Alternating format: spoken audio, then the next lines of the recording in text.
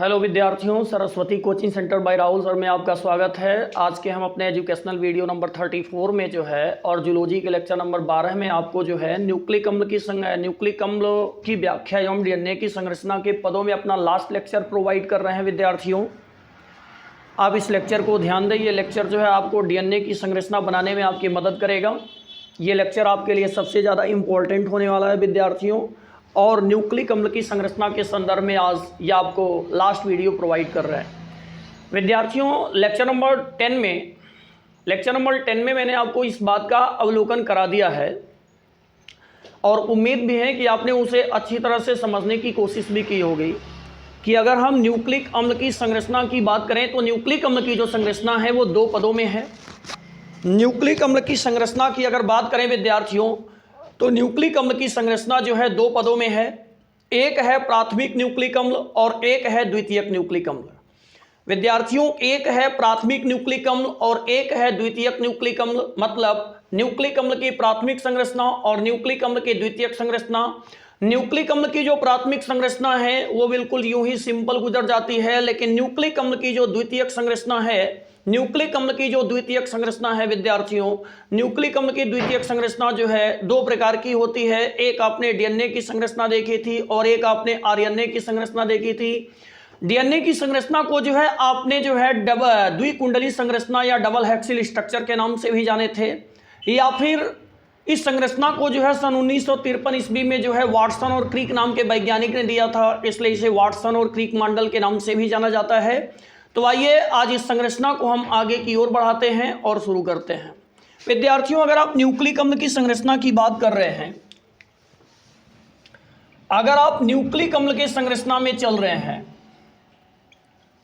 Nucleic अम्ल की संरचना में, तो आपके लिए सबसे ज्यादा इंपॉर्टेंट हो जाता है। अगर आप न्यूक्लिक अम्ल की संरचना में चल रहे हैं तो न्यूक्लिक अम्ल की संरचना में आपके लिए सबसे ज्यादा इंपॉर्टेंट हो जाता है कि न्यूक्लिक अम्ल की आप प्राथमिक संरचना को देखें पहले। तो सबसे पहले हम इसकी प्राथमिक संरचना की बात करते हैं। प्राथमिक संरचना, न्यूक्लिक अम्ल की प्राथमिक संरचना, न्यूक्लिक अम्ल की प्राथमिक संरचना। अगर न्यूक्लिक अम्ल की प्राथमिक संरचना की बात करेंगे तो आप इसे ध्यान से सुने। आपने न्यूक्लियोटाइड्स की संरचना देखी है। न्यूक्लियोटाइड्स की संरचना में आप देखेंगे सबसे पहले ऊपर की ओर जो है फास्फेट समूह होते हैं। फास्फेट समूह होते हैं। इस फास्फेट समूह का कनेक्शन किससे होता है? आपने न्यूक्लियोटाइड्स बनाया होगा शर्करा से। फिर शर्करा का कनेक्शन किससे होगा? नाइट्रोजनी क्षारक से। नाइट्रोजनी क्षारक से।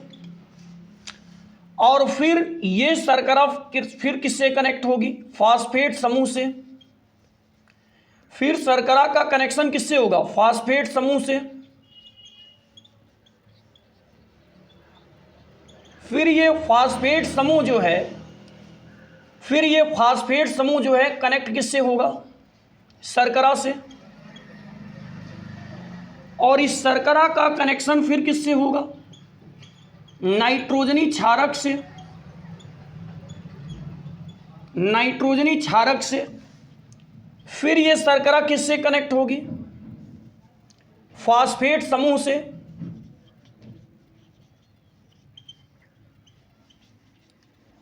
फास्फेट समूह से। फिर यह फास्फेट समूह किससे कनेक्ट होगा? शर्करा से। फिर शर्करा का कनेक्शन किससे होगा? नाइट्रोजनी क्षारक से। नाइट्रोजनी क्षारक से। अगर आप इस संपूर्ण घटना का अवलोकन करें तो आपको एक चक्र दिखाई दे रहा है। वो चक्र क्या है? फास्फेट, शर्करा, नाइट्रोजनी समूह। फास्फेट, शर्करा, नाइट्रोजनी क्षारक। फास्फेट, शर्करा, नाइट्रोजनी क्षारक। अगर हम इसका अवलोकन कराने का प्रयास करें, आपको गौर से सुने। फास्फेट, शर्करा, नाइट्रोजनी क्षारक। फास्फेट, शर्करा, नाइट्रोजनी क्षारक। इसको ध्यान से देखें। आप एक चीज देख पा रहे होंगे, फास्फेट, शर्करा, नाइट्रोजनी क्षारक। और अगर बीते हुए क्लास को याद करें तो फास्फेट समूह, शर्करा और नाइट्रोजनी क्षारक ये आपस में मिलकर के न्यूक्लियोटाइड्स का निर्माण करते हैं। नाइट्रोजनी क्षारक और शर्करा आपस में मिलकर के न्यूक्लियोसाइड्स का निर्माण करते हैं। तो फास्फेट समूह शर्करा और नाइट्रोजनी क्षारक ये आपस में मिलकर के किसका निर्माण करेंगे? न्यूक्लियोटाइड्स का। और ऐसे ये N बार जुड़े, इनको हम क्या बोलेंगे? ये न्यूक्लियोटाइड्स। ये क्या है? न्यूक्लियोटाइड्स। और इसी सीक्वेंस में अगर ये N बार जुड़ रहे हैं तो स्पष्ट है ये न्यूक्लिक अम्ल की प्राथमिक संरचना है। ये न्यूक्लिक अम्ल की कौन सी संरचना है? प्राथमिक संरचना। एक न्यूक्लियोटाइड, दो न्यूक्लियोटाइड, तीन न्यूक्लियोटाइड, ऐसे अगर ये न्यूक्लियोटाइड्स अपनी N श्रृंखला में जुड़ जाएं, N बार जुड़ जाएं, तो न्यूक्लियोटाइड्स की जो ये श्रृंखला आपको प्राप्त होगी वो श्रृंखला जो है न्यूक्लिक अम्ल की प्राथमिक संरचना के रूप में दिखाई देगी। इसलिए न्यूक्लिक अम्ल की प्राथमिक संरचना के बारे में कहा जाता है कि न्यूक्लियोटाइड्सों का बहुलक। बहुलक मतलब कोई भी चीज एक से ज्यादा बार आ जाए तो मतलब इसका तो बार बार रिवीजन हो रहा है, बार बार इसकी पुनरावृत्ति हो रही है, तो इसका मतलब न्यूक्लियोटाइड्सों का जो बहुलक होता है वो न्यूक्लिक अम्ल की प्राथमिक संरचना होती है। न्यूक्लियोटाइड्स का बहुलक ही न्यूक्लिक अम्ल की प्राथमिक संरचना है। या फिर दूसरी बात को जब ध्यान दें, वो सबसे ज्यादा इंपॉर्टेंट है, उसको समझने की कोशिश करें। विद्यार्थियों, ऑर्गेनिक केमिस्ट्री में एक बार अगर कोई चीज यूज होती है तो मोनो 2 बार यूज होती है, तो डाई 3 बार यूज होती है, तो ट्राई अगर 3 से ज्यादा बार यूज होने लगती है तो पॉली शब्द का उपयोग करते हैं। पॉली का मतलब ही हो गया कि वो चीज जो है एक से ज्यादा बार आ रही है। तो विद्यार्थियों, अगर हम इसे न्यूक्लियोटाइड्स का बहुलक बोल सकते हैं कि न्यूक्लिक अम्ल की जो प्राथमिक संरचना है वो न्यूक्लियोटाइड्सों का बहुलक है, तो हम इसे ऐसे भी बोल सकते हैं कि पॉलीन्यूक्लियोटाइड श्रृंखला ही क्या है? न्यूक्लिक अम्ल की जो है प्राथमिक संरचना है। लास्ट टाइम आपको फिर से बता रहे हैं, न्यूक्लियोटाइड्सों का बहुलक न्यूक्लिक अम्ल की प्राथमिक संरचना है फर्स्ट, या फिर पॉलीन्यूक्लियोटाइड श्रृंखला ही। पॉलीन्यूक्लियोटाइड्स, पॉली का मतलब न्यूक्लियोटाइड्स एक से ज्यादा बार है, पॉलीन्यूक्लियोटाइड श्रृंखला ही न्यूक्लिक अम्ल की प्राथमिक संरचना है। उम्मीद भी है कि आप इस स्ट्रक्चर को देखेंगे और ध्यान से सुनेंगे, इस पे विचार भी करेंगे। अब इसका स्ट्रक्चरल फार्मूला हम कैसे बनेंगे? ध्यान से सुने विद्यार्थियों, स्ट्रक्चरल फार्मूला बनाने से पहले आप इस बेस के माध्यम से कुछ समझने का प्रयास करें। मैंने बीते हुए क्लास में आपको बताया था कि जो नाइट्रोजनी क्षारक होता है, ये शर्करा के हमेशा C1 से कनेक्ट होता है, मतलब पहले कार्बन से। जो फास्फेट समूह होता है वो शर्करा के हमेशा C5 से कनेक्ट होता है। अब सबसे बड़ी बात यह आती है कि अगर एक न्यूक्लियोटाइड्स बन रहा है तो एक न्यूक्लियोटाइड्स में शर्करा के साथ फास्फेट समूह और नाइट्रोजनी क्षारक किस प्रकार से लिंक करेंगे? तो शर्करा के साथ नाइट्रोजनी क्षारक पहले कार्बन से ऐड होगा, फास्फेट समूह 5वें कार्बन से ऐड होगा। तो सबसे बड़ी बात आती है कि एक न्यूक्लियोटाइड्स दूसरे न्यूक्लियोटाइड से कैसे जुड़ेगा। तो विद्यार्थियों, इस चीज को ध्यान दीजिएगा, हमेशा शर्करा और फास्फेट जब मिलते हैं तो दो न्यूक्लियोटाइड्स आपस में जुड़ रहा है। आप इस स्ट्रक्चर को ध्यान दीजिए, शर्करा और फास्फेट समूह ही बंध बनाएंगे, ना कि नाइट्रोजनी क्षारक या नाइट्रोजनी क्षारक। तो हमेशा न्यूक्लिक अम्ल की प्राथमिक संरचना में एक न्यूक्लियोटाइड से दूसरे न्यूक्लियोटाइड्स के बीच जो बंध बनेगा वो शर्करा और फास्फेट के बीच ही बनेगा। वो शर्करा और फास्फेट के बीच ही बनेगा, वो बंध शर्करा और फास्फेट के बीच ही बनेगा। विद्यार्थियों, इस पॉइंट को नोट करें। और ये बंध जो बनेगा वो शर्करा के C3 कार्बन के साथ बनेगा, वो शर्करा के C3 कार्बन के साथ बनेगा, ये शर्करा के C3 कार्बन के साथ बनेगा, ये शर्करा के C1 के साथ बनेगा, ये शर्करा के C5 के साथ बनेगा। विद्यार्थियों, अगर ये पॉइंट आप भूल रहे हैं तो इसका मतलब ये बहुत बड़ी लापरवाही है। एक बार मैं फिर से रिवाइज करा रहा हूं। अगर आप एक न्यूक्लियोटाइड्स बना रहे हैं तो न्यूक्लियोटाइड्स में कौन कौन भाग लेते हैं? तो उम्मीद है न्यूक्लियोटाइड्स में जो है शर्करा के साथ साथ जो है नाइट्रोजनी क्षारक भाग लेंगे, और अगर नाइट्रोजनी क्षारक भाग ले रहे हैं तो फास्फेट समूह भी भाग लेंगे।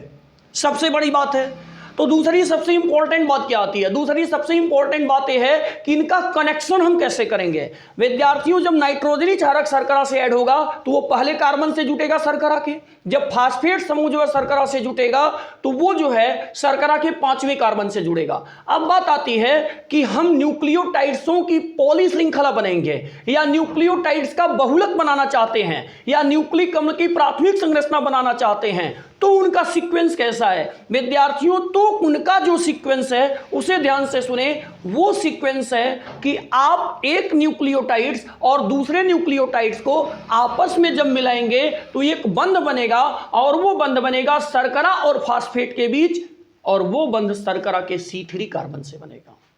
और विद्यार्थियों, जो ये बंध बनता है, इस बंध का केमिस्ट्री में नाम भी है। क्या नाम है इस बंध का केमिस्ट्री में? एक न्यूक्लियोटाइड्स का दूसरे न्यूक्लियोटाइड से जुड़ना, इनके बीच जो बंध बनता है, इस बंध का क्या नाम है? इस बंध का नाम है डाई फास्फेट एस्टर बंध। डाई फास्फेट एस्टर बंध, या फिर किसका दूसरा नाम भी है फास्फेट शर्करा सहलग्नता। फास्फेट शर्करा सहलग्नता मतलब जिस समय आप न्यूक्लियोटाइड्सों को बना रहे हैं, न्यूक्लियोटाइड्स की पॉली श्रृंखला बना रहे हैं, तो न्यूक्लियोटाइड्सों की पॉली श्रृंखला में आप ध्यान दें, उस समय जिस बंध का निर्माण होता है वो बंध क्या है? वो बंध है शर्करा फास्फेट सहलग्नता या डाई फास्फेट एस्टर बंध। इसे याद रखें, इस स्टेप का स्क्रीनशॉट लीजिए, फिर मैं इसका स्ट्रक्चरल फॉर्मूला आपको आगे की ओर समझाता हूं। तो अब आप निर्माण के बारे में सोचिए कि न्यूक्लिक अम्ल की प्राथमिक संरचना कैसे बनेगी, क्योंकि आपको इसमें हिंट दिया जा चुका है। ध्यान से सुने, न्यूक्लिक अम्ल की प्राथमिक संरचना के संदर्भ में आपको एक न्यूक्लियोटाइड्स बनाना है, आपको दूसरा न्यूक्लियोटाइड्स बनाना है, आपको तीसरा न्यूक्लियोटाइड्स बनाना है, आपको ऐसे ही n न्यूक्लियोटाइड्स बनाने हैं। आपको एक न्यूक्लियोटाइड्स बनाना है, आपको दूसरा न्यूक्लियोटाइड्स बनाना है, आपको अगला न्यूक्लियोटाइड्स बनाना है, आपको ऐसे ही चाहे तो n न्यूक्लियोटाइड्स बनाना है। फिर उन न्यूक्लियोटाइड्सों को आपस में जोड़ेंगे। और अभी मैंने आपको बताया है कि जब दो न्यूक्लियोटाइड्सों को ये आपस में जोड़ेंगे तो हमेशा ध्यान दीजिएगा, जुड़ने की प्रक्रिया जो होगी वो हमेशा बंध निर्माण के द्वारा होगी, और वो बंध बनेगा शर्करा और फास्फेट समूह के बीच। शर्करा और फास्फेट समूह के बीच जो बंध बनता है उसे फास्फेट शर्करा सहलग्नता बंध कहते हैं, या फिर आपने अभी देखा है डाई फास्फेट एस्टर बंध के नाम से उसे जाना जाता है। विद्यार्थियों, यहां पर सबसे इंपॉर्टेंट बात यह है कि यह बंध बनेगा तो कैसे बनेगा? यह बंध आपको फास्फेट के किसी ऑक्सीजन और साथ ही साथ शर्करा के C3 से निर्मित करना है। आइए सबसे पहले हम एक से अधिक न्यूक्लियोटाइड्स का निर्माण करते हैं। ध्यान दीजिए, मैंने एक शर्करा का निर्माण किया, एक शर्करा का निर्माण है, ये एक शर्करा का निर्माण हुआ, ये ऑक्सीजन है। अब आपने शर्करा का निर्माण कर लिया तो आपने शर्करा का स्ट्रक्चरल फार्मूला पढ़ा ही है, थोड़ा सा वहाँ से कंसेप्ट लेकर के आइए तो आपको अच्छी तरह से मालूम है। यहाँ जो कम्बाइनेशन आपको दिख रहा है, इस स्थान पे जो कम्बाइनेशन आपको दिखाई देगा, इधर यहाँ पर आपका ये OH है, तो ये आपका H है, स्पष्ट है, ये OH है तो इसका मतलब ये H है, ये OH है तो इसका मतलब ये H है, और ये H है तो इसका मतलब ये CH2OH है। अब अगर आप इसे अच्छी तरह से समझने की कोशिश करें तो इधर की तरफ नाइट्रोजनी क्षारक होता है, तो आप यहाँ नाइट्रोजनी क्षारक को सेट कर सकते हो। फोकस करके देखिएगा, ये नाइट्रोजनी क्षारक इधर। अब नाइट्रोजनी क्षारक में मैंने आपको बता दिया है तीनों की संरचना, यूरेसिल, थायमिन और साइटोसिन की। जो भी आपकी इच्छा हो उसे ऐड कर सकते हैं। तो सपोज करिए आप पहचान करके बताइए कौन सा नाइट्रोजनी क्षारक यहाँ पर क्रिएट हो रहा है। ये NH2 है, यहाँ से मैंने यहाँ पर N को लिंक किया, ये डबल बॉन्ड बना हुआ, ये डबल बॉन्ड से मैंने ऑक्सीजन को जोड़ दिया, और यहाँ से ये OH शर्करा तैयार है, यहाँ से मैंने इसको NH बनाया। अब ये N के माध्यम से इससे जुड़ जाएगा। बाकी प्रक्रिया आपको मैंने पीछे न्यूक्लियोटाइड्स में पढ़ा रखी है कि यहाँ का NH इसके OH के साथ क्रिया करके पानी बाहर निकाल देता और नाइट्रोजन के साथ बंध बना लेता। नाइट्रोजन अपने त्रिबंध में संतुष्ट है। विद्यार्थियों, अब तक की जो श्रृंखला आपके सामने बनी हुई है, चूंकि ये शर्करा है, ये नाइट्रोजनी क्षारक शर्करा और नाइट्रोजनी क्षारक के माध्यम से जो संरचना बनती है विद्यार्थियों, न्यूक्लियोसाइड्स है। न्यूक्लियोटाइड्स बनाने के लिए जरूरी हो जाता है कि न्यूक्लियोसाइड्स को जो है हम फास्फेट समूह से जोड़ें। तो विद्यार्थियों, फास्फेट समूह के स्ट्रक्चरल फार्मूला को हर कोई पढ़ा है कि फास्फोरस एक होता है, एक फास्फोरस 5 बंध बनाता है, ऑक्सीजन 4 ही है, तो एक ऑक्सीजन के साथ वो डबल बॉन्ड बना लेगा, उसकी ऋणात्मकता खत्म हो जाएगी। इस ऑक्सीजन पे भी माइनस, इस ऑक्सीजन पे भी माइनस, इस ऑक्सीजन पे भी माइनस होगा। अब विद्यार्थियों, ये ऑक्सीजन अपना माइनस तब त्याग देगा जिस समय इसके साथ बंध बना लेगा। तो फोकस करें, ये OH यहाँ से पृथक्कृत है और ये ऑक्सीजन इसके साथ बंध बना लेगा। अब ऑक्सीजन अपनी ज़िंदगी में खुद से 2 बंध बना करके। विद्यार्थियों, इस समय आपने जो स्ट्रक्चरल फार्मूला यहाँ पर पेश किया है, ये फार्मूला जो है, स्ट्रक्चरल फार्मूला जो है आपका किसका है? आप फोकस करके बताएं। न्यूक्लियोटाइड्स का। अब ऐसे ही आपको N न्यूक्लियोटाइड्स 1 2 3 4 5 न्यूक्लियोटाइड्स बनाने हैं। तो फिर मैं अगले न्यूक्लियोटाइड्स के बारे में सोचता हूँ। गौर से देखें, अगले न्यूक्लियोटाइड्स के बारे में अगर सोच रहे हैं तो सबसे पहले हमको शर्करा बनानी है। मैंने शर्करा को तैयार किया, ये शर्करा है। अब ये शर्करा का जो है, ये शर्करा है। अगर ये शर्करा का ये वाला कार्बन, ये भी कार्बन, ये ऑक्सीजन, ये कार्बन, ये कार्बन है, तो आप चीज़ों को फिक्स करें। ये आपका क्या है? HOH वाला क्राइटेरिया है जो आप देख पा रहे होंगे। तो यहाँ पर ये OH है, ये H है, ये आपका H है, ये OH है, ये H है, ये OH है, ये H है, और यहाँ पर आप फोकस करके अगर देखें तो ये क्या है? CH2OH है। अब आप चेक करके बताइए, अगर हमें आगे इनको जो है क्षार के साथ जोड़ना है तो हम यहाँ पर एक एरोमेटिक रिंग मतलब किसी क्षार को ले लेंगे। ये क्षार आ गया, क्षार को हमें एक बार जो लेना, आगे सेम चलाना है।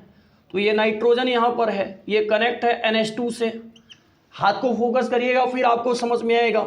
यहाँ पर द्विबंध से ऑक्सीजन जुड़ा हुआ है। विद्यार्थियों, आप समझ पा रहे होंगे कि यहाँ का जो NH ग्रुप है वो इसके साथ क्रिया करेगा, और NH ग्रुप क्रिया करेगा विद्यार्थियों इसके साथ, तो ये इसके साथ बंध बनाएगा, और ये इसके साथ जो बंध बना रहा है विद्यार्थियों, वो नाइट्रोजन के थ्रू बना रहे हैं। विद्यार्थियों, आप ऊपर देख पा रहे होंगे। तो अब तक जो निर्मित हुआ वो न्यूक्लियोसाइड्स है। अब ये न्यूक्लियोसाइड्स अगर फास्फेट समूह से जुड़ जाए तो इसका मतलब न्यूक्लियोटाइड्स बन जाएगा। तो हम इधर फास्फेट समूह बना देते हैं। ये आपका डबल बॉन्ड ऑक्सीजन है, और फिर ये आपका जो है ऑक्सीजन है, और फिर ये आपका ऑक्सीजन है, फिर ये आपका ऑक्सीजन है। अब आपको पता है ये OH पृथक्कृत होगा और यहाँ से जो है ये ऑक्सीजन के माध्यम से बंध बनेगा। आपने इस समय जो संरचना तैयार की है इसमें 2 न्यूक्लियोटाइड्स है, और अगर आप ऐसे चाहते हैं अगला न्यूक्लियोटाइड्स में, तो अगले न्यूक्लियोटाइड्स को फिर तैयार करें। तो विद्यार्थियों, आपके सामने आप देख पा रहे होंगे ये शर्करा मैं बना रहा हूँ, ये शर्करा है, यहाँ भी कार्बन, यहाँ भी कार्बन, यहाँ ये सब के सब कार्बन हैं। अब ये कार्बन लिंक किससे हैं इसे ध्यान दें। सारे कार्बन H या OH, H या OH से लिंक हैं। यहाँ पर आपने OH दे दिया है, यहाँ पर आपने H दे दिया, ये H है, ये OH है, ये भी आपका H है विद्यार्थियों, ये OH है, यहाँ पर आपका H है, ये आपका CH2OH है। क्लास में सारे विद्यार्थी देख रहे हैं कि फास्फेट समूह तो एक ही है, लेकिन जो शर्करा और नाइट्रोजनी क्षारक मैं ले रहा हूँ, शर्करा में राइबोज शर्करा, नाइट्रोजनी क्षारक में मैं साइटोसिन ले रहा हूँ। इस चीज़ को ध्यान दीजिएगा, सेम चला रहे हैं। अब अगर ये OH ग्रुप जो है एरोमेटिक रिंग के साथ जुड़ जाए, जैसे मान लीजिए हम यहाँ पर एरोमेटिक रिंग आपको प्रदर्शित कर रहा हूँ, ये OH ग्रुप है। एरोमेटिक रिंग का मतलब यहाँ डबल बॉन्ड है, यहाँ पर ये बॉन्ड है, ये डबल बॉन्ड O जुटा हुआ है। ये विद्यार्थियों यहाँ पर NH2 है। अगर ये NH2 है तो इसका मतलब यहाँ पर नाइट्रोजन है।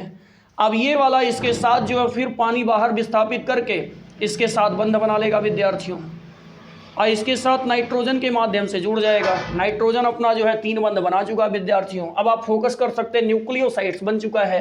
अगर ये न्यूक्लियोसाइड्स बन चुका है विद्यार्थियों, तो हम न्यूक्लियोटाइड्स बनाने के लिए इसको फास्फेट से जोड़ देंगे। हमेशा शर्करा के पहले कार्बन से नाइट्रोजनी चालक जुटेगा, मैंने पढ़ा दिया है। और शर्करा के या न्यूक्लियोसाइड्स में उपस्थित शर्करा के जो है 5वें कार्बन से जो है फास्फेट समूह जुड़ेगा।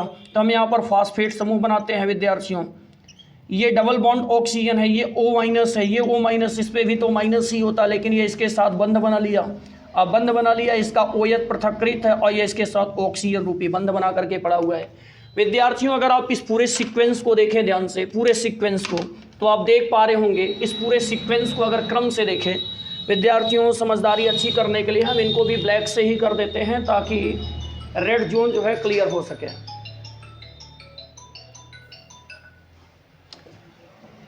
ये OH मैं यहाँ से रिमूव कर देता हूँ, ये OH मैं यहाँ से रिमूव कर देता हूँ, ये H भी मैं यहाँ से हटा देता हूँ। यहाँ पे ये CH2 है, ये भी यहाँ पे H है और ये यहाँ पे विद्यार्थियों आपका H है।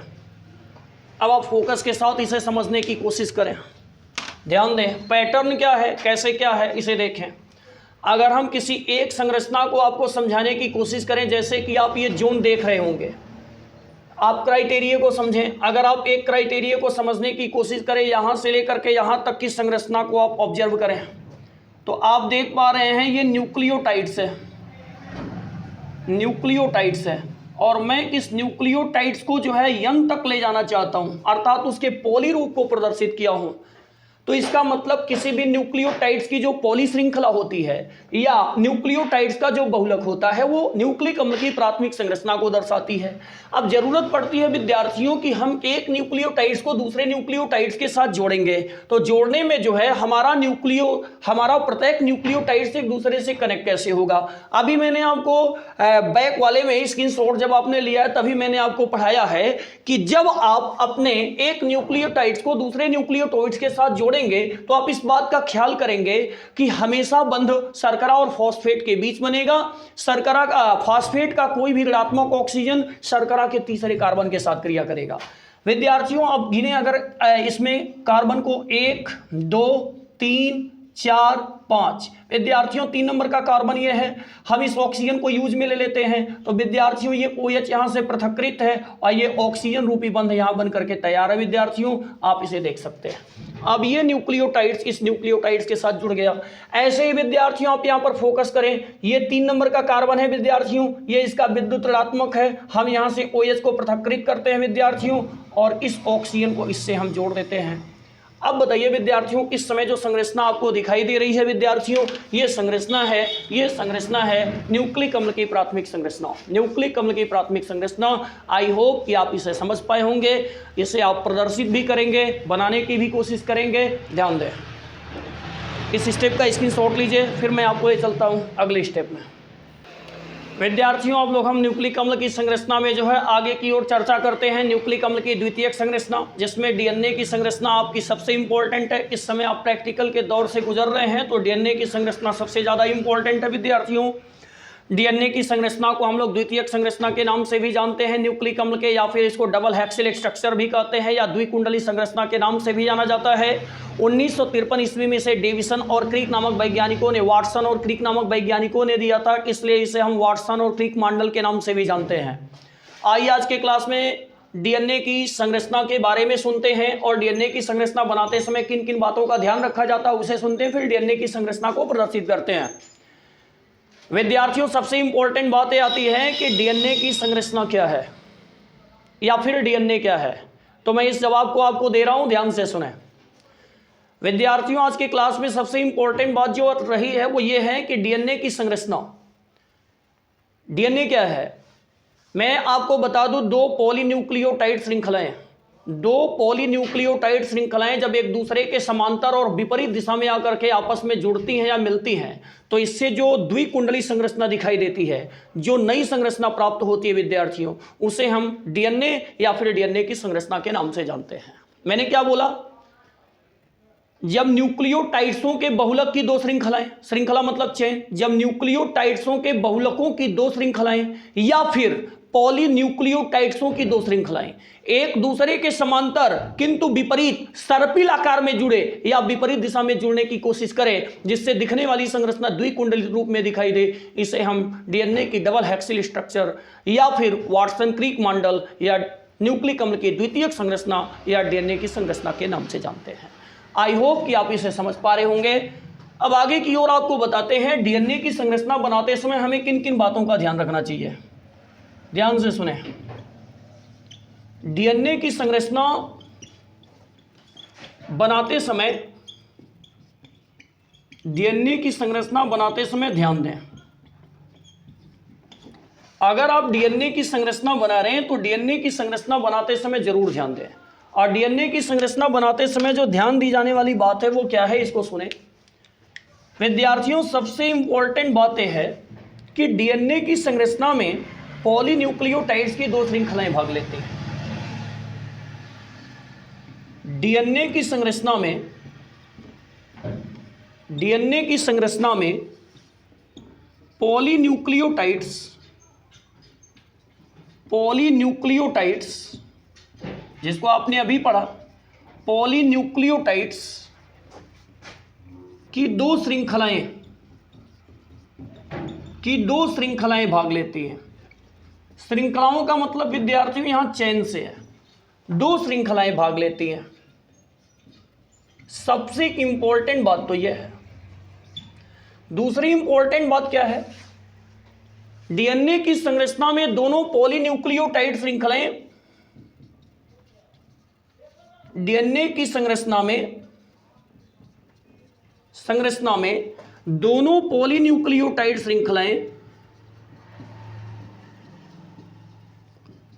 दोनों पॉलीन्यूक्लियोटाइड डीएनए की संरचना में दोनों पॉलीन्यूक्लियोटाइड श्रृंखलाएं एक दूसरे के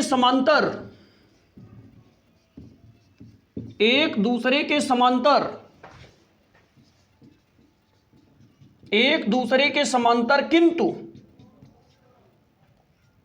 विपरीत दिशा में सर्पिल आकार में जुड़ती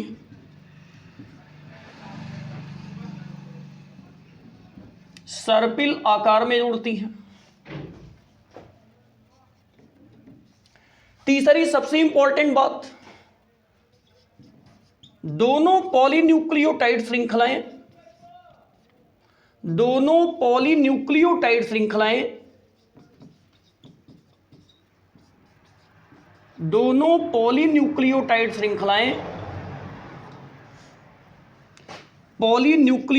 श्रृंखलाओं के क्षारक हाइड्रोजन बंध के माध्यम से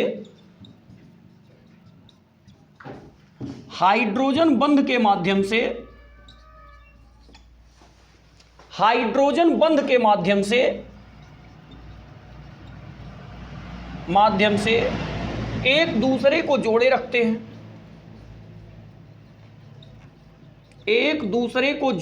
हैं।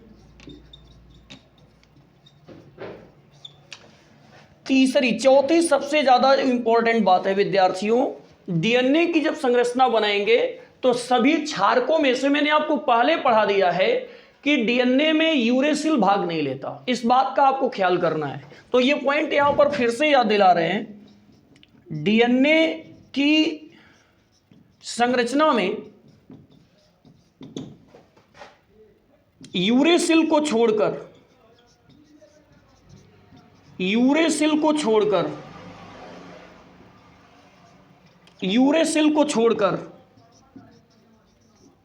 सभी नाइट्रोजनी क्षारक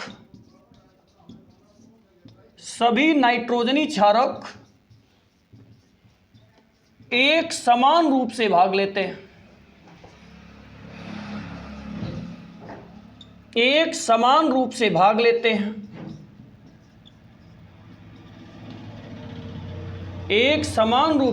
लेते हैं।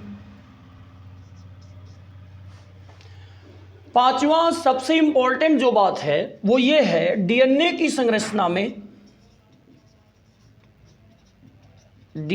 संरचना में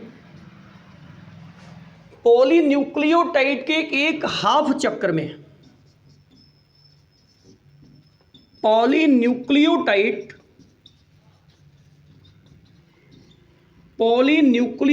श्रृंखला के आधे चक्र में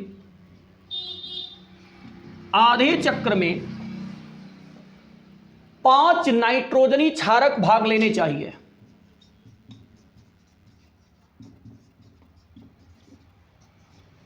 5 नाइट्रोजनी क्षारक भाग लेने चाहिए।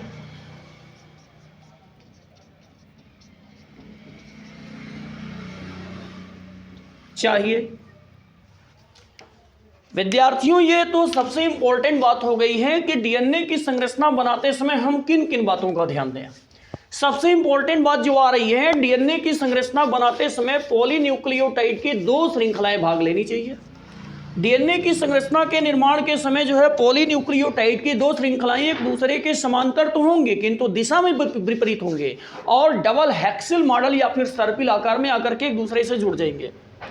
विद्यार्थियों, डीएनए की संरचना अगर बना रहे हैं तो 2 पॉलीन्यूक्लियोटाइड श्रृंखलाओं के जो क्षारक होते हैं वही उनको जोड़ेंगे आपस में हाइड्रोजन बंध के द्वारा। डीएनए की संरचना प्रदर्शित कर समय यह ध्यान दें कि सभी नाइट्रोजनी क्षारकों में से सब के सब समान रूप से भाग लेंगे, किंतु यूरेसिल डीएनए में भाग नहीं लेता। यह बात मैंने आपको पहले बता दी है। विद्यार्थियों, डीएनए की संरचना जब आप प्रदर्शित करेंगे तो जो पॉलीन्यूक्लियोटाइड श्रृंखला होगी, एक पॉलीन्यूक्लियोटाइड श्रृंखला के आधे चक्र में कम से कम एक पॉलीन्यूक्लियोटाइड श्रृंखला के आधे चक्र में अनिवार्य है, एक पॉलीन्यूक्लियोटाइड श्रृंखला के आधे चक्र में 5 जोड़ी, कितने जोड़ी? 5 जोड़ी नाइट्रोजनी क्षारक भाग लेते हैं। और अगर यहीं पर कहा जाए एक पॉलीन्यूक्लियोटाइड श्रृंखला के फुल वेव में कितने लोग भाग लेंगे, पूर्ण चक्र में कितने लोग भाग लेंगे, तो 5 दूना 10 लोग भाग लेंगे। इस स्टेप का स्क्रीनशॉट लीजिए, फिर मैं आपको आगे की ओर समझाता हूं। अगर हम अगले स्टेप को ध्यान दें, पॉइंट नंबर अगला जो भी हो, अगले स्टेप को ध्यान दें विद्यार्थियों, तो डीएनए की संरचना जब भी आप प्रदर्शित करेंगे तो डीएनए की संरचना प्रदर्शित करते समय भाग लेने वाले नाइट्रोजनी क्षारकों का पैटर्न ऐसे है। डीएनए की संरचना में भाग लेने वाले नाइट्रोजनी क्षारकों का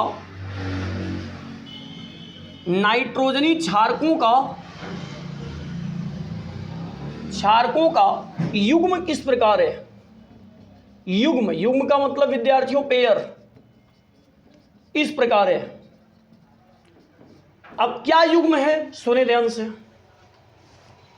जैसे मान लीजिए नाइट्रोजनी क्षारक टोटल आपने पिरिमिडीन के रूप में 3 पढ़ा, अब प्यूरिन के रूप में आपने 2 पढ़ा, 3 2 कितने हुए? 5। तो एक बात तो फिक्स है विद्यार्थियों, 5 में से 1 कटेगा। आइए नाइट्रोजनी क्षारकों का पैटर्न आपको समझाते हैं। जैसे अगर यहां पर हम नाइट्रोजनी क्षारकों को समझाने का प्रयास करें, नाइट्रोजनी क्षारक, तो इनके सीक्वेंस को ध्यान दें। एक सीक्वेंस जो यहां पर बन रहा वो है पिरिमिडीन के रूप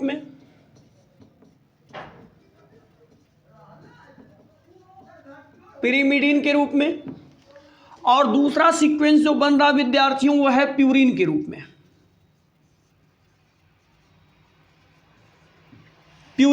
में। एक सीक्वेंस है पिरिमिडीन के रूप में, दूसरा सीक्वेंस है प्यूरिन के रूप में।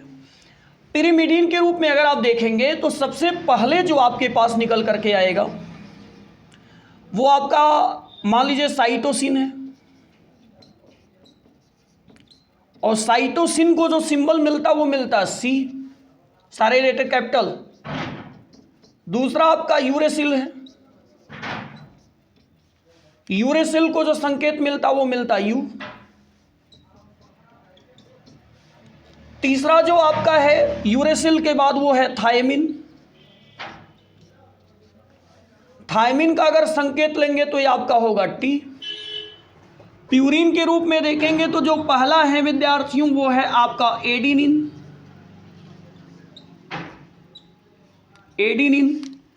एडिनिन को अगर संकेत देंगे तो ये है ए।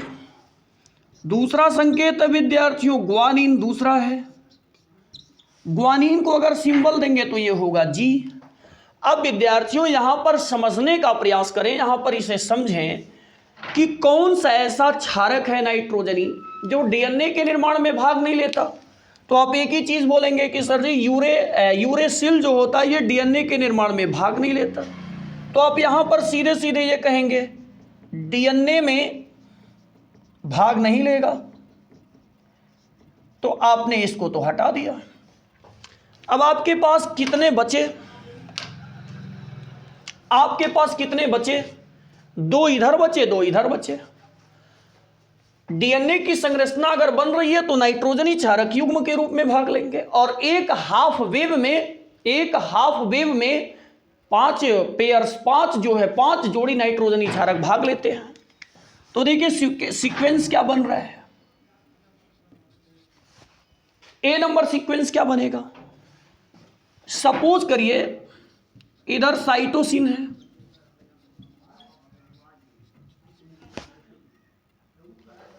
इधर साइटोसिन है, और इधर जो है इधर अगर साइटोसिन है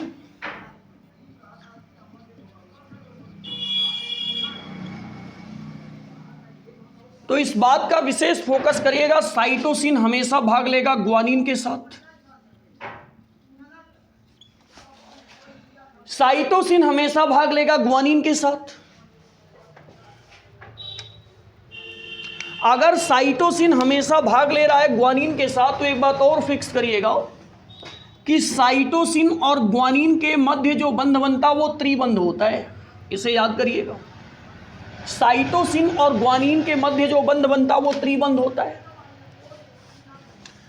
अगर हम साइटोसिन और ग्वानिन कर सकते हैं विद्यार्थियों, तो हम ग्वानिन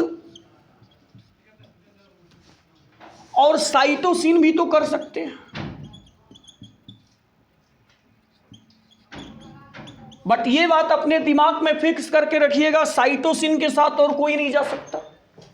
साइटोसिन के साथ अगर कोई जाएगा तो ग्वानिन ही जाएगा, और ये हमेशा त्रिबंध बनाते हैं। हाइड्रोजन बंध बनता है तो हाइड्रोजन बंध मशहूर है, या तो सिंगल बनेगा, या तो डबल बनेगा, या तो ट्रिपल बनेगा।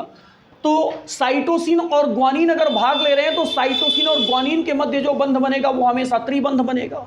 और अगर साइटोसिन ग्वानिन भाग ले रहे हैं तो ग्वानिन और साइटोसिन भी लिखना ठीक है। आपने देख लिया, एक जोड़ी, दो जोड़ी। आप आगे देखें, अगर एडिनिन भाग ले रहा है तो विद्यार्थियों इसके साथ थायमीन भी भाग ले सकता है, और अगर थायमीन भाग ले रहा है तो इसका मतलब साफ है कि इसके साथ जो है एडिनिन भी भाग ले सकता है। एडिनिन भी भाग ले सकता है, बट ये सीक्वेंस आपको याद होना चाहिए कि एडिनिन के साथ थायमीन ही सही है, और ये हमेशा डबल बॉन्ड बनेंगे। तो विद्यार्थियों कितने जोड़े हुए? 4। आपको हाफ वेव में 5 जोड़ा चाहिए। ऊपर जिसकी शुरुआत की उससे लास्ट कर दीजिए। फिर समझिए, साइटोसिन भाग लेगा किसके साथ? ग्वानिन के साथ, और साइटोसिन ग्वानिन के साथ भाग लेगा विद्यार्थियों। तो आप फोकस करके देखिए, साइटोसिन ग्वानिन के साथ भाग लेगा तो ये ट्रिपल बॉन्ड बनेगा। अब आप काउंट करके बताइए कि कितने जोड़े नाइट्रोजनी क्षारकों का आपने तैयार किया? तो 5 जोड़े। विद्यार्थियों पैटर्न कुछ भी हो, पैटर्न आप कुछ भी लिख सकते हैं इन क्षारकों के समूहों का, बट विद्यार्थियों एक बात से इग्नोर मत करिएगा, और वो सबसे इंपॉर्टेंट बात यह है कि अगर साइटोसिन जा रहा है तो वो केवल ग्वानिन के साथ जाएगा, और अगर एडिनिन जा रहा है तो वो केवल थायमीन के साथ जाएगा। और जब साइटोसिन ग्वानिन के साथ जाएगा या जब ग्वानिन साइटोसिन के साथ जाएगा तो वो ट्रिपल बॉन्ड बनाएगा। वो कौन सा बॉन्ड बनाएगा? Triple bond. और जब एडिनिन थायमीन के साथ जा रहा या थायमीन एडिनिन के साथ जा रहा है तो वो डबल बॉन्ड बनाएगा। सीक्वेंस आप कुछ भी लिखिए, क्रम आप कहीं से भी शुरू करिए, उससे किसी बात का कोई फर्क नहीं पड़ता। बट कौन किसके साथ रहेगा इस चीज को आपको फॉलो करना होगा। अगर आपने शुरुआत एडेनिन से की है तो फोकस करें एडेनिन के साथ ग्वानिन ही हो सकता है। अगर आपने साइटोसिन से शुरुआत की है तो साइटोसिन के साथ ग्वानिन ही हो सकता है, ना कि एडेनिन के साथ ग्वानिन हो। और जब साइटोसिन के साथ ग्वानिन है तो साइटोसिन और ग्वानिन के मध्य जो बंध बनेगा वो ट्रिपल बॉन्ड होगा। और या फिर आपकी इच्छा हो आप शुरुआत कर दीजिए एडेनिन से। अगर आपने एडेनिन से शुरुआत की है तो याद रखिए एडेनिन के साथ थायमिन ही होगा और इनके मध्य जो बंध बनेगा वो द्विबंध बनेगा। एडेनिन से थायमिन अगर सही है तो थायमिन से एडेनिन ही सही है। अगर साइटोसिन से जो है ग्वानिन सही है तो ग्वानिन से साइटोसिन भी सही है। इस प्रकार हमको हाफ वेव में जो है 5 जोड़ी नाइट्रोजनी क्षारक पूरे करने होते हैं, तो फुल वेव में 10 जोड़ी नाइट्रोजनी क्षारक पूरे हो जाते हैं। बस चिंता इस बात की, फिक्र इस बात की होनी चाहिए कि साइटोसिन के साथ ग्वानिन सही है, एडेनिन के साथ थायमिन सही है, साइटोसिन के साथ ग्वानिन या ग्वानिन के साथ साइटोसिन ये ट्रिपल बॉन्ड लेकर के चलेंगे, एडेनिन के साथ थायमिन और थायमिन के साथ एडेनिन ये डबल बॉन्ड लेकर के चलेंगे। सीक्वेंस आप कुछ भी बनाइएगा। विद्यार्थियों, डीएनए न्यूक्लिक अम्ल की व्याख्या और डीएनए की संरचना में आज के लिए बस इतना ही। तब तक के लिए आप इसे प्रिपेयर करिए ताकि नेक्स्ट क्लास में आपको डीएनए स्ट्रक्चर अच्छी तरह से समझ में आए और चीज़ों को सीक्वेंस में देखा करें। बीच बीच से कूद करके आने से कोई फायदा नहीं है। तब तक के लिए धन्यवाद। Thank you for watching.